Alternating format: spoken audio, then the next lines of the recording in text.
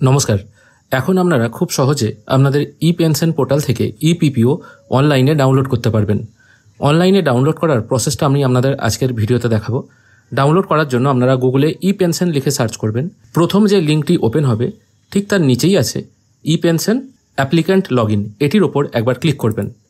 এখানে ক্লিক করার পর আপনাদের কাছে থাকা ইউজার আইডি এবং যে পাসওয়ার্ডটি আছে সেটা এখানে পুট করে এখানে এই ম্যাথটা সলিউশন করে লগ ইন করে নেবেন। যদিও আপনাদের ইউজার আইডিটি আপনারা SMS এর মাধ্যমে পেয়ে যাবেন। লগ ইন করার পর আপনাদের সামনে এরকম একটি ড্যাশবোর্ড ওপেন হবে এবং এখানে যিনি এমপ্লয়ি আছেন তার নামটি শো হবে, তিনি কি সার্ভিস করতেন, কোন স্কুলে করতেন, সবকিছুই এখানে শো হবে।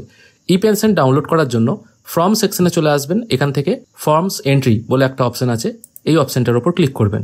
এখানে ক্লিক করার পর একটা অ্যাপ্লিকেশন নাম্বার আপনাদের সামনে জেনারেট হবে, সেই অ্যাপ্লিকেশন নাম্বারটির উপর আর একবার ক্লিক করবেন। এখানে ক্লিক করার পর ফটোগ্রাফ এবং সিগনেচার শো হবে এবং ঠিক এই স্ক্রিনের মাঝখানে ইপিপিও বলে একটি অপশন আছে, এই ইপিপিওটির উপর ক্লিক করবেন। এখানে দেখুন অনেকগুলো PDF আছে।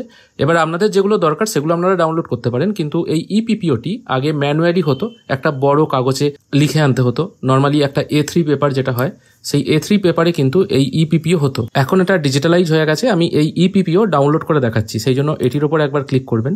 এখানে ক্লিক করার সঙ্গে সঙ্গে পিপিওটি এখানে ডাউনলোড হয়ে যাবে। আমি এটাকে ওপেন করছি।